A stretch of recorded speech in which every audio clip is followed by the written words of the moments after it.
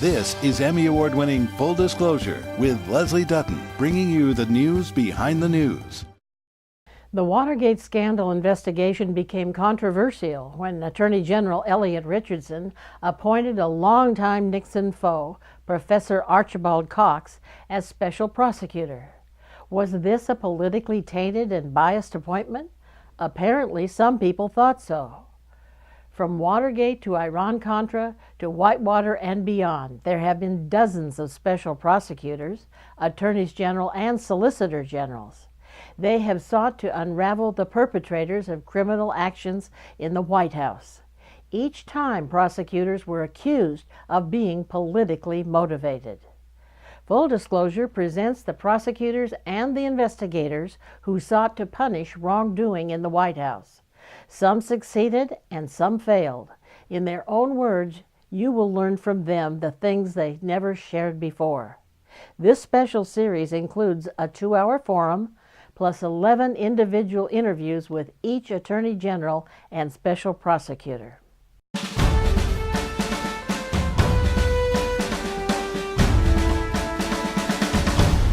I believe that when a president does things like I suspect President Clinton did, that the issue is not whether he should be punished criminally and sent to a prison or levied a fine, but whether he should get the hell out of the White House and say goodbye. Were you able to do your job? Do you think that they needed to bring in Ken Starr to mop up after you? Well, that's a slow pitch right down the middle. The Attorney General applied to the 3-judge court as soon as it was made effective, asking for the appointment of a special independent counsel and recommending that I be appointed in view of the fact that I'd already been doing the job for 5 months.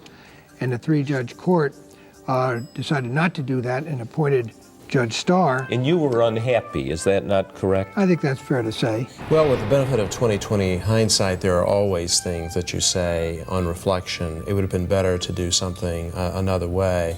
As a matter of hindsight, he would think it was not the best of his judgments. But at the same time, these kinds of unfortunate things have to be dealt with. You don't sweep them under the rug. Not in a free society, not in a society governed by law. Do you wish you had sent a less X-rated referral to the House? To release unseen, unreviewed, and unfiltered all this information was a step in the direction of a plebiscite democracy, of government by town hall. Could you conceive, if you had stayed on as the Whitewater prosecutor and got the Lewinsky matter, would you have sent that referral with all that detail to Congress? That's a very hard question to answer. That's exactly why I asked. And let's break down some of the clubbiness of the legal establishment and speak your mind. And of course that then lended itself to the political debate. Well, Starr is out there advocating impeachment. It looked like you were advocating impeachment. You acknowledge that. And anyway, he'd just come off a television interview, which I thought was not good. And I said, Ken, your trouble is you're a reasonable, honest man, and you think if you treat other people reasonably and honestly, they will respond in kind. I said, they won't necessarily. I said, does your religion have a doctrine of original sin? He said, no. I said, well, get one. What do you have to say in response, Judge Starr?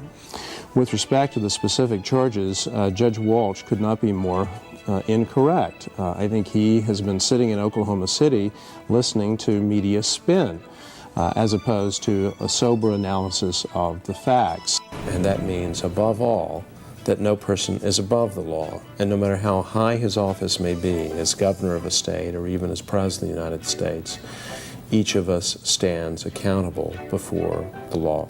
But the point is, the system that our founding fathers erected worked. Not a single drop of blood was shed when a matter of the most grave importance, the future of the President of the United States, was hanging in the balance. You can watch the full program by subscribing to the News Behind the News.